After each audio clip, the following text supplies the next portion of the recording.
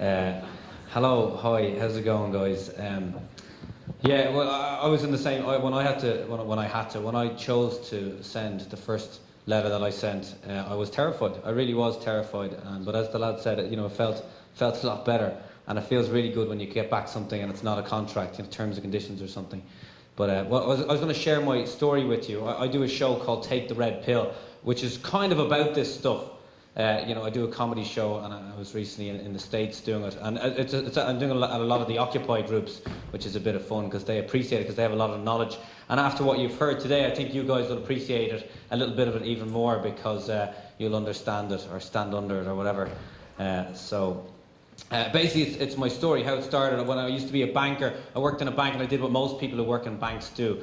Copy, paste, enter, over and over again. And the only reason I was there is because I wanted money. But when I got money, I wanted more money, so I bought a house, a 4-bedroom house with a swimming pool in Florida. And I've never seen the house. I don't like America. I don't even like swimming. I only got it because I wanted money.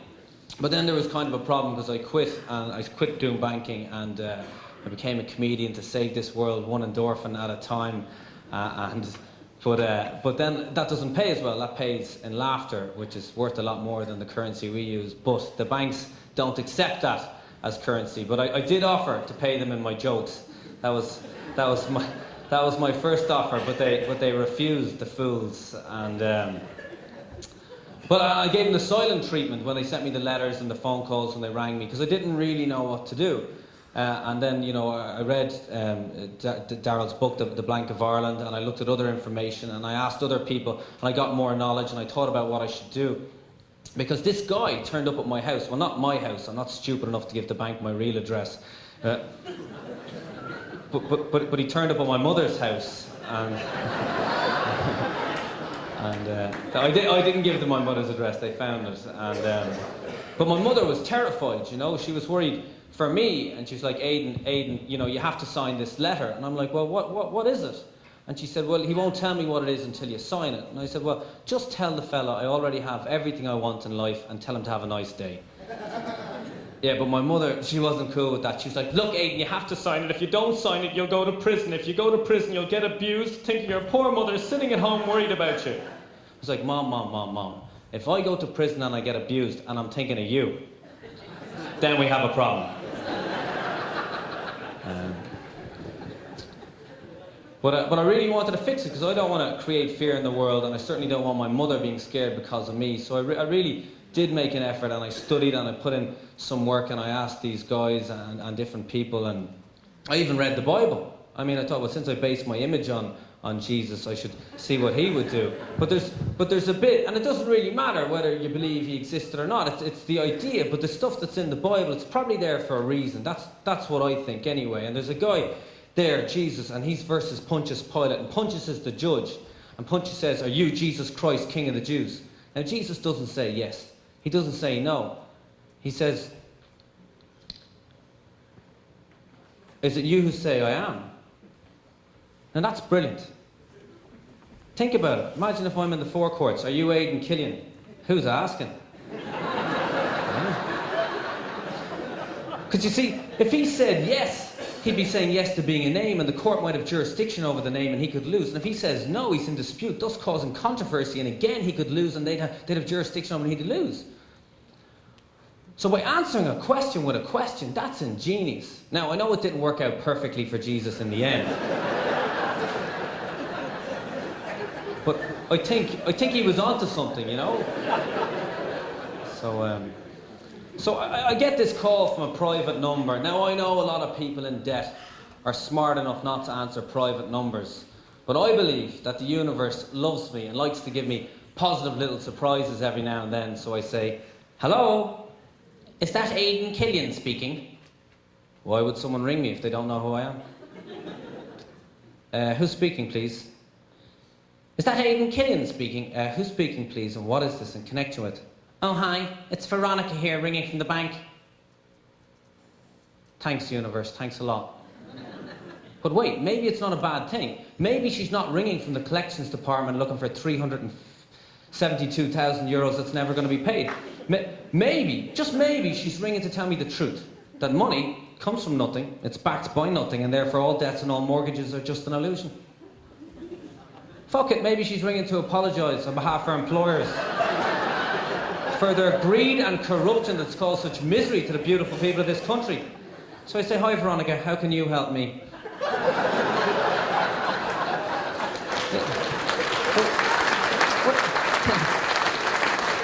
Wait for it, guys. You won't believe it. She wasn't ringing to help me, wasn't ringing to apologise, wasn't ringing to tell the truth. Rather, she was ringing to ask me for my personal details so she could confirm that I am, in fact, Aidan Killian. But that got me thinking.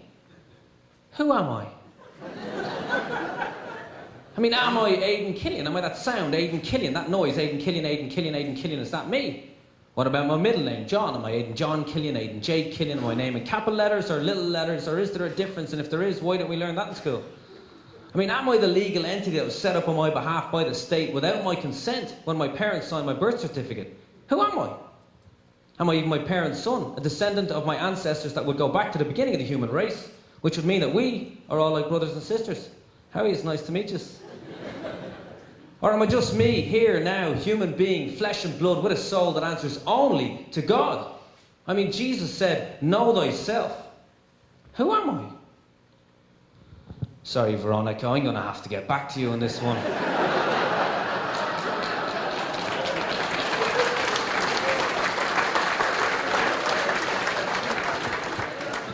She put on the business voice, the serious voice. Look, Aidan, this is a serious matter. We need your details for security purposes, and may I remind you this call is being recorded for training and quality purposes. Quality purposes, recording conversations. How about don't gamble billions of euros that you don't own for quality purposes? This is an important matter, Aidan. Do you understand? Do you understand? Well, do I understand? Understand, according to Black's Law's dictionary, means stand under. So the question is, do I stand under Veronica from the Bank of Ireland? And no, I don't stand under Veronica or any person at any bank. The only being I stand under is my creator. Or possibly my girlfriend, if that's what it takes. But I can't say that to Veronica. She'd think I'm crazy. God forbid some person working in a bank who consciously or unconsciously is creating negativity in this world thinks that I'm crazy. So I speak in her language, the language that I used to use when I worked in a bank. Hello, Veronica. Of course I'm willing to comply with all of your procedures. However, I have some of my own procedures that must precede your procedures that I'm authorised to carry out by myself. Now, it's my policy here to record all incoming and outgoing calls for my own personal amusement. Do you understand? Please. I'm going to ask you a few essential security questions, Veronica, and as soon as you answer those questions, I will answer whatever you like. But just before I ask those questions, can you please hold? I like the flowers, I like the daffodils, I like the mountains, I like the rolling hills, I like the fireside when the lights are low. Here comes my favourite bit, Veronica. Bum-de-yaddy, bum-de-yaddy, bum-de-yaddy, bum-de-yaddy. How are you, Veronica? I'm back. I chose that song because it represents beauty, love and nature, everything that's important in this world, but let's get back to those procedures, shall we? Okay, as I said, as soon as you answer these questions, I will answer whatever you like. What is your second name? What's your date of birth? What's your address? And what are you wearing? I'm not answering those questions. Well, Veronica, I'm a busy man. I'm about to go and write a joke, so why don't you give me your mobile number and I can ring you later on at my convenience and we can continue this conversation. I don't want a stranger ringing me on my private number. Well, you know what, Veronica, you're right. So don't ring me again and have a nice day.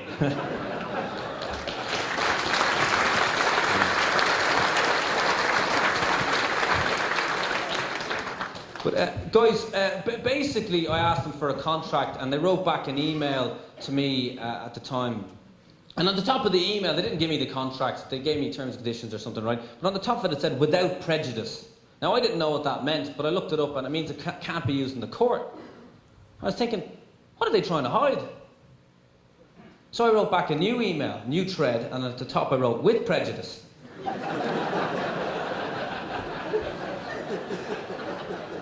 You, as having fiduciary responsibilities to me, must produce these documents on time and on demand. You've got 72 more hours on my honour alone to produce these documents, and if you do not have them, the loan does not exist. With love and respect to all of mankind, Aidan.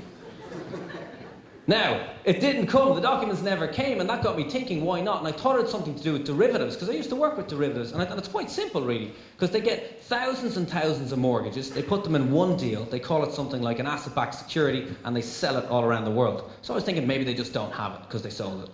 But then I realised that there never actually was a contract, because going back on what was already covered, I signed what's known as a promissory note. This was used as an asset to create the money.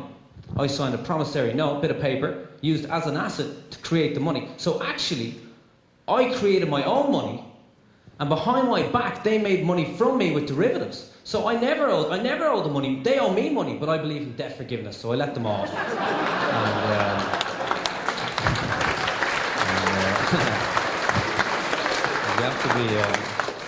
You have to be nice, guys. You'll have to let them off when you work this out. But it changed everything, because then I stopped having fear, because I realised, well, it's just a game and it's my game. So if anybody, nearly always, if I'm in the mood for it, I always answer the phone, because it's kind of fun, you know, and the letters I'm not scared of anymore. So this time when I get a phone call, it's my game, my rules. So I get a call from a private number, and I say, hello, who's speaking, please? Hello, this is Frank Lucy, manager of the collections department at the Bank of Ireland. Can I speak to Aidan Killian, please? Yeah, of course you can, Frank, presuming Aidan wants to speak to you. But Aidan's dedicated his life to creating more laughter in the world, so are you ringing in connection with something that's amusing? I'm ringing in connection with a mortgage that hasn't been paid in nearly 2 years. And I'll be honest with you, Frank, that doesn't sound to me to be in the least bit amusing. But I can take a message if you like. I don't think you understand the severity of this situation. We need to speak to Mr. Aidan Killian immediately. Well, I'm afraid, Frank, that's impossible, because Mr. Aidan Killian doesn't exist, because Mr. is a title used in Admiralty law, and a very low title at that. And Aidan doesn't believe in titles, because he knows that every man, woman and child born in this world are free, equal and sovereign, and have rights more ancient and higher than any human statute. So if you insist on using a title, please use one that's more appropriate, like King. I'm not calling you King. Now, my colleague Veronica was ringing there recently, and you refused to comply with her procedures. Well, actually, Frank, she refused to comply with my procedures, but maybe you as her manager might be able to help me. What is she wearing? A suit. Now, who are you? Who am I, Frank? That's a good question. Because I've been thinking about that lately, and I haven't got all the answers yet, but this is where I've got. I'm not a name, I'm not a number, I'm not a legal entity, I'm simply a child of the universe. And but what you need is a name. So for the purpose of this call, you can call me Robin. Robin Banks.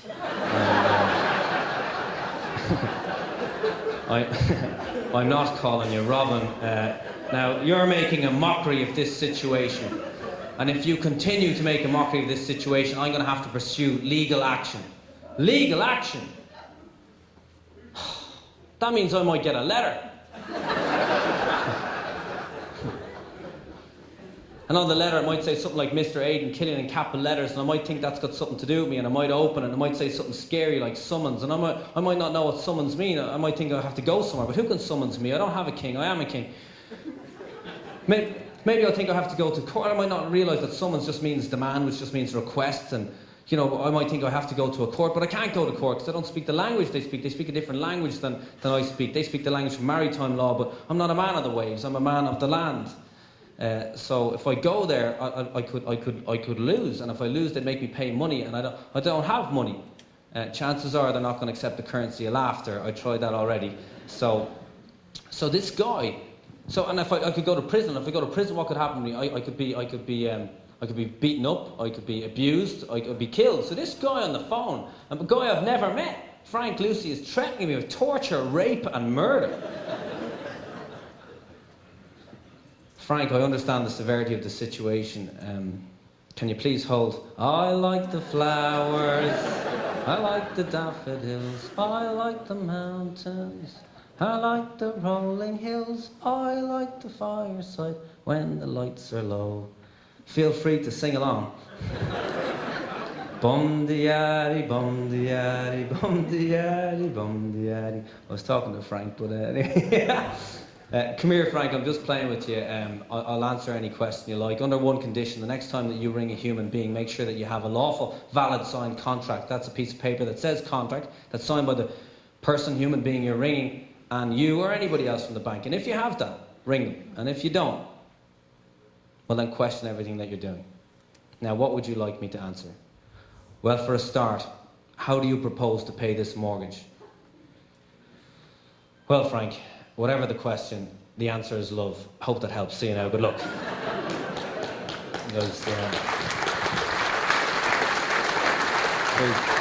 thank you. Thanks very much, guys. So that's part of my show. There's a much longer version and a much ruder version, but I was told I wasn't allowed to use my normal language by a pair of... So go on. Billy's going to come on and talk about some stuff.